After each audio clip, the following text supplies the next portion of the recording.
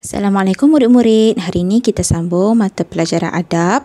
Pelajaran ke-6, tajuk adab di sekolah. Jom tanda tangan kita baca doa sama-sama. Bismillahirrahmanirrahim. Allahumma ftah alaina hikmataka wa anshur alaina min ghazaini rahmatika ya arhamar rahimin. Wahai Tuhan kami, bukakan ke atas kami hikmahmu dan bentangkan ke atas kami gedung rahmatmu, wahai Tuhan yang maha pengasih. Amin Rabbal Alamin. Okey, jom kita baca sedikit petikan di atas. Okey, lihat. Baca dengan lancar. Kamu boleh ikut baca bersama-sama dengan Ustazah ya. Poin pertama, saya murid tahun 2 cerdik. Okey, poin yang kedua, saya suka pergi ke sekolah. Okey, poin yang ketiga, setiap hari saya bangun awal pagi. Poin yang keempat, saya membersihkan diri dan gosok gigi. Okey, poin yang kelima, kemudian saya memakai pakaian sekolah yang bersih dan kemas. Poin yang keenam, setelah solat subuh, saya bersalaman dengan ibu bapa. Poin yang ketujuh, saya ke sekolah menaiki bas. Poin yang ke-8, ibu berpesan supaya berhati-hati ke sekolah. Dan yang terakhir, poin yang ke-9, ayah menasihati saya supaya belajar bersungguh-sungguh. Okey, boleh murid-murid. Yang kita baca tadi tu adalah sedikit ringkasan daripada perjalanan cerita seharian seorang murid tahun 2 cerdik. Dia cerita dia daripada kelas mana, dia suka pergi sekolah ke tidak, macam mana aktiviti yang dia lakukan waktu pagi sebelum dia pergi ke sekolah.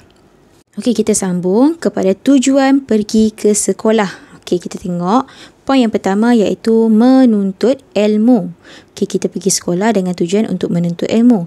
Yang kedua, cemerlang dalam peperiksaan. Mestilah kita nak dapat keputusan yang baik. Okey, yang ketiga, mendapat pengalaman. Pengalaman kita belajar kita tak dapat, kita dapat nombor 1, kita dapat nombor 3, tu adalah pengalaman. Okey, yang keempat, mendapat rakan.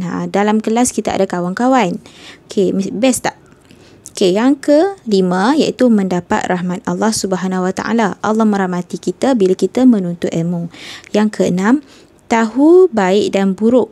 Kita tahu apa yang baik, apa yang buruk.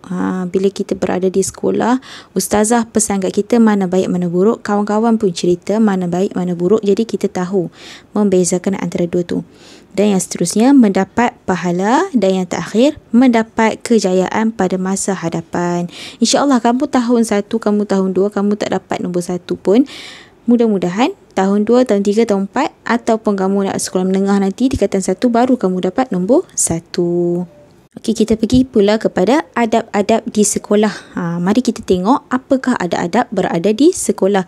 Yang pertama, menghormati guru. Kita menghormati guru. InsyaAllah mudah-mudahan kita mendapat ilmu yang berkat.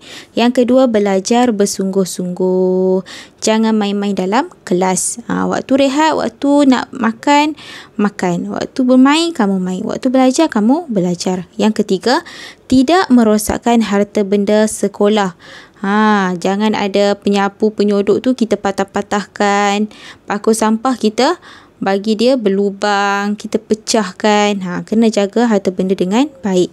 Okey, yang keempat, menjaga kebersihan sekolah. Pergi sekolah sebelum memulakan kelas, kamu perlu membersihkan kelas terlebih dahulu. Sapu sampah, cuci tingkap sikit, padam dulu whiteboard ada kita belajar hari sebelum tu, kita padam-padam dulu bagi bersih.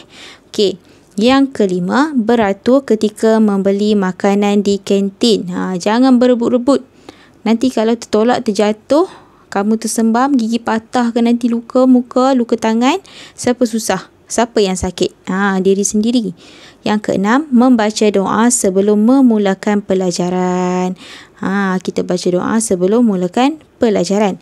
Yang ketujuh, tidak membuat bising dalam kelas. Kita belajar elok-elok, bila guru keluar, kita buat kerja kita. Buat kerja sekolah yang masih lagi tak siap.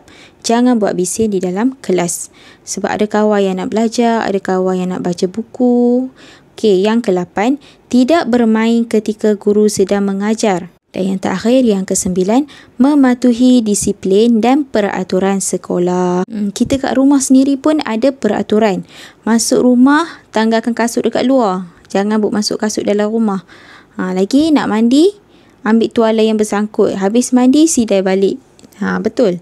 Mak akan marah kalau kita letak tuala merata-rata, letak baju merata-rata, baju busuk tak letak dekat bilik air. Jadi sama juga dekat sekolah, tetap akan ada peraturan-peraturan yang kamu perlu ikut. Okey, kita tengok pula faedah menjaga adab di sekolah. Faedah ni maksudnya kebaikan yang kita dapat ataupun ganjaran benda yang baik-baik apabila kita menjaga adab di sekolah. Okey, yang pertama, mudah menerima ilmu yang diajar. Kamu tak buat bising, belajar betul-betul, bersungguh-sungguh. Jadi bila ustazah ajar, kamu akan mendapat ilmu dengan baik. Okey, yang kedua, disayangi guru dan kawan-kawan. Orang akan sayang bila kita buat benda yang baik. Cuba kalau kita buat jahat, mesti orang tak akan suka, orang akan benci. Jadi bila kita buat perkara yang baik, kita jaga tingkah laku kita, orang akan sayang.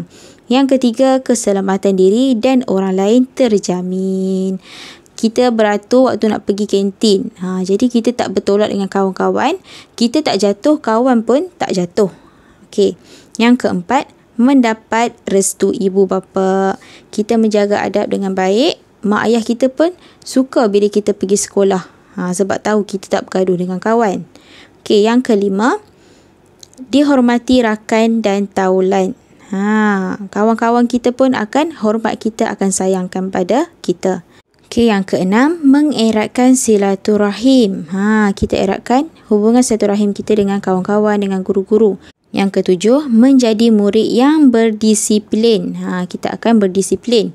Yang ke-8, menjadi murid yang cemerlang dan berakhlak mulia. Kita jaga adab. Orang suka kita, kawan-kawan suka, guru suka, Allah pun suka. Kemudian Allah akan kurniakan kita akhlak yang baik, pelajaran yang cemerlang, insya-Allah. Okey, jom kita tengok bahagian yang terakhir dalam tajuk adab di sekolah. Akibat tidak beradab ketika di sekolah. Akibat maksudnya benda yang buruk. Tadi faedah benda yang baik, sekarang akibat benda yang buruk. Yang pertama, tidak diberkati Allah. Allah tak memberkati kita, ilmu kita pun susah nak masuk. Yang kedua, dikenakan tindakan disiplin. Kalau kamu tak siap kerja sekolah, kamu kena berdiri atas kerusi. Kamu buat bising, kamu kena berdiri di luar kelas. Kutip-kutip sampah. Itu adalah tindakan disiplin. Kena denda orang panggil. Yang ketiga, ibu bapa sentiasa risau. Mak ayah kita pun risau bila kita nak pergi sekolah. Boleh tak dia ni nak belajar elok-elok kat sekolah? Satgi bergaduh, bertolak-tolak dengan kawan, mak ayah akan jadi risau. Yang keempat, tidak disenangi rakan. Kawan-kawan pun takut nak duduk sebelah kita sebab rasa tak seronok, rasa tak best. Satgi dia ni kacau kita buat kerja, dia ni buat bising, dia ni meniru, ambil barang kita, macam-macam. Yang kelima, memutuskan silaturahim. Bila kawan dah tak suka, kita pun dah tak berkawan dengan orang lain, kita seorang-seorang je pergi sekolah, itulah yang dimaksudkan dengan memutuskan silaturahim. Okey, yang keenam, menyusahkan orang lain. Orang lain pun akan rasa susah dengan kita. Sebab apa? Pergi kantin tadi, tak nak beratur, nak bertolak, nak berebut-rebut. Jadi, kawan akan rasa kita ni menyusahkan. Bila kita datang, kawan-kawan akan rasa macam, dia datang dah. Faham tak situasi dia? Okey, yang terakhir, tidak disukai oleh guru-guru. Okey, tak suka dengan benci lain tau. Benci ni memang orang tak suka sungguh-sungguh. Tapi tak suka yang kat sini dimaksudkan macam, contoh kamu belajar main-main.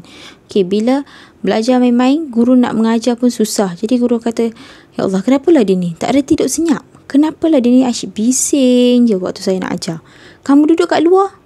Jadi cikgu pun rasa macam geram je, nak marah je raja. Sebab kamu tak jaga adab dengan baik waktu dalam kelas. Macam mana guru-guru nak mengajar? Kawan-kawan lain pun tak boleh nak belajar sebab kamu tak jaga disiplin, tak jaga adab dalam kelas.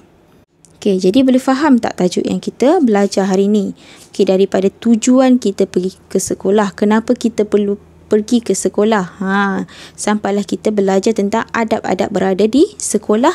Kemudian kita dapat tahu pula apa itu faedah kebaikan yang kita dapat bila kita jaga adab di sekolah. Dan yang terakhir sekali, kita dapat mengetahui apakah akibat ataupun keburukan yang kita perolehi bila kita tak jaga adab waktu berada di sekolah. Jadi Alhamdulillah, habis tajuk kita untuk hari ini tentang adab di sekolah. Ustazah harap kamu faham dan juga dapat kamu mengamalkan adab-adab di sekolah yang telah kamu belajar hari ini. Okey, mudah-mudahan Allah merahmati kamu dan memberi kefahaman kepada kamu. Okey, terima kasih semua. Assalamualaikum warahmatullahi wabarakatuh.